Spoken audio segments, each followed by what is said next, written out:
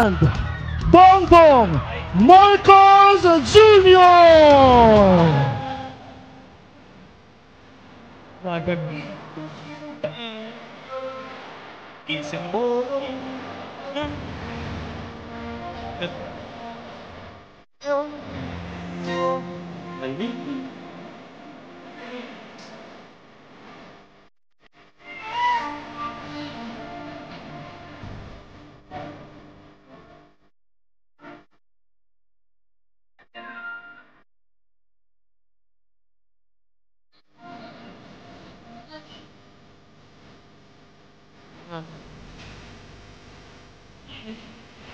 His Excellency Ferdinand Bongbong Marcos Jr.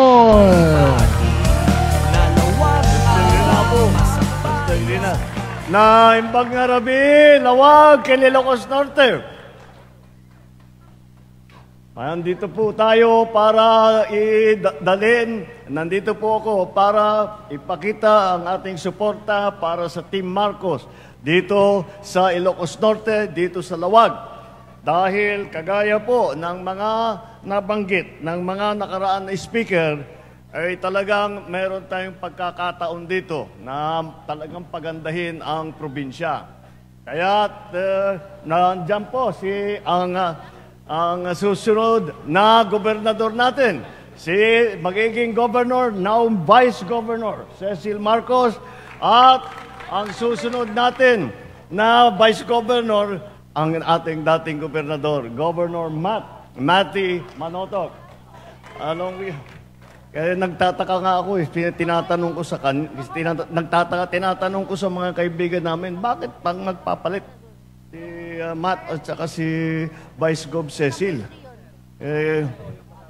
Baka magalit sa akin pero konting marites. Mukhang mag-aasawa. Kasalanan na rin namin yan kasi nakilala namin yung girlfriend niya. Ang girlfriend niya napakabait, napakabuti, napakahusay. So lagi namin sinasabi, wag mo nang pakakawalan yan. Kailangan pakasalan mo yan. Tumatanda ka na. Meron pa kaming ganun. Kaya pagbigyan natin ang ating gobernador. Ngunit, nandiyan pa rin ang Team Marcos. At mahalaga na maalala natin kung bakit importante ang Team Marcos. Ang Team Marcos binuo po namin, kinuha po namin. Ito po, lahat ng nakaupo rito sa entablado, kilala po niyo silang lahat. Matagal na po silang nagseserbisyo sa probinsya. Matagal na silang nagseserbisyo sa lungsod ng Lawag. Kaya hindi na kailangan masyadong ikampanya dahil titignan na lang natin yung record nila. At pakinggan lang natin ang kanilang mga salita kung anong mga plano para pagandahin pa ang Ilocos Norte. At kaya naman, kailangan makapili tayo na nakikita natin na may karanasan, na handa ng magserbisyo publiko, na ibinigay ang kanilang buhay sa serbisyo publiko. Para naman maging maganda ang patakbo ng Ilocos Norte. Para naman lahat ng ating mga ginagawa ay makikita at mararamdaman ang taong bayan. Kaya naman po, isa pang bagay kung bakit napaka-importante na maihalal. Hindi lamang ang isa o dalawa o tatlo sa Team Marcos, kung hindi ang buong Team Marcos, ay dahil po bilang Pangulo ninyo, napakarami po ang aming hinahanda na proyekto na dadalhin dito sa Ilocos Norte, dadalhin natin dito sa Region 1. Hindi lamang Ilocos Norte, kung hindi sa lahat ng mga Ilocano areas sa Northern Luzon. Ay marami kami. Teka, nakita ko yata nandito si Administrator Eddie Guillen. Alam mo po, yung dati mayor po ng Pidig, si Eddie Guillen, ginalinagay ko po sa NIA. Halika, may ka. Hello, sir. Oh, nasa niya na po si Mayor Eddie, Administrator Eddie. O imbaga may proyekto tayo na para sa Ilocos Norte. Dagiti proyekto tayo. Yes, sir. Actually, naimbaga na biyo kami na po. Dito Ilocos Norte ita, the project tayo, number 1, dito Inisaip, Ilocos Norte, Ilocos Norte Abra Irrigation Project. nakadakdak ka lang project po ngamang padanom ti 2nd District, mostly 2nd District. Pero may tatayo tayong 3 dam sa 2nd District, sir. Ito pong Nueva Era Dam, yung Madupayas, and then yung Tibangran sa may Bado. There. Bukod doon, sir, mayroon pa tayong sisimulan sa Kabakanan Dam sa Pagudpud naman. O, paliwanag mo yung contract farming na ginagawa ng NIA at saka ng Department of Agriculture. Okay, ito pong, dito yung contract farming kakabsat, dito yung sikat na sikat nga programa tayo. Dito yung pinang-produce tayo ti BBM Rice.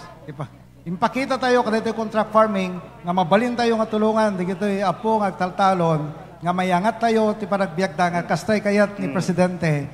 Ngem, mapalaka tayo ti presyo ti bagas, ngem matulungan tayo may kantay ida ti machineries, may kantay ida ti rice processing system. Gusto nga tuwang-tuwa ang ating mga farmers po, sir. Thank you, Administrator Eddie Gillian ng NIA. Inuna po natin, pinag-uusapan po natin irigasyon, ang patubig, dahil alam naman natin, ang Ilocos Norte, agrikultura talaga ang pinakamahalaga ng ginagawa, ang pinagkikitaan ng ating mga kailian. Yan ang po ang mga irrigation. Sa irrigation pa lang yan.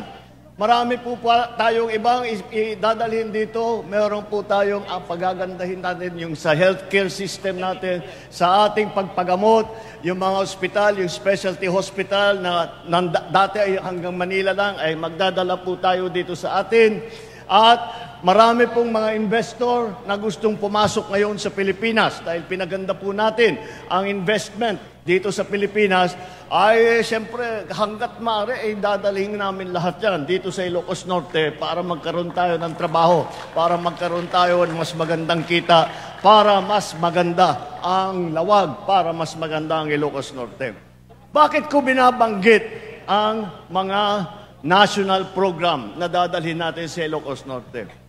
Binabanggit ko ito dahil para maipaliwanag na mabuti na lahat po ng proyekto ng national government, kung hindi po maganda ang ugnayan ng national government at saka ng local government, napakahirap po.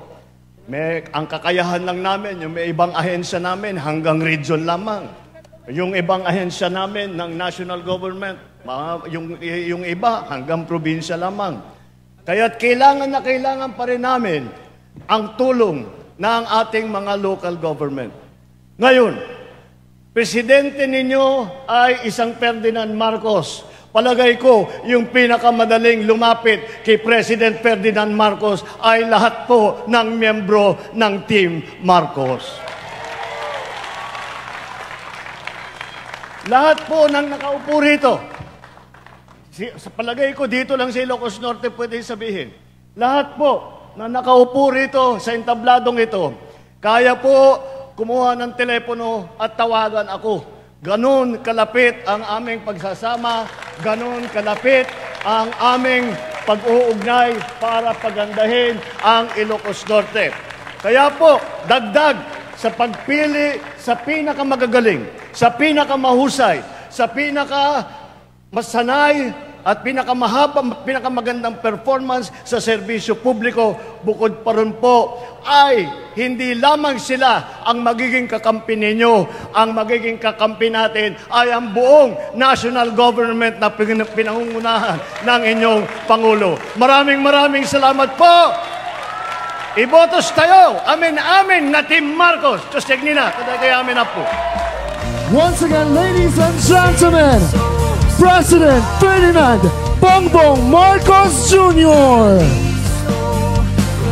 Sa rabuwenta yung mananapot, tinabara ng sipsipat, Team Marcos, led by our soon-to-be Governor Cecilia Araneta Marcos. And for our Vice Governor, Matthew Marcos Manoto. And for our Congressman of District 1, Ferdinand Alexander Sandro Marcos. And for our board members, we have Hudson Chua, Saul Lasso, Franklin Respicio, Portia Salenda, and Marlon Sales. Nagitimet dapat tayong suportaran kiyang butusan 82nd District of Ilocos Norte, Congressman Angelo Marcos Barba, Gian Crisostomo, Dr. Meteldorf Gawad, Rafael Chuo Medina, Jeffrey Sagid, and Jonathan Toralba.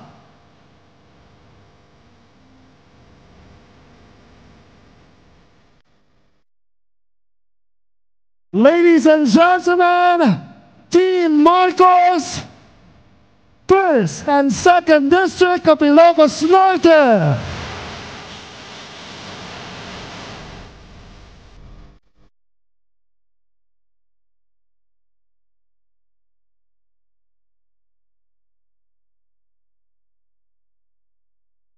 Kastamet Apo,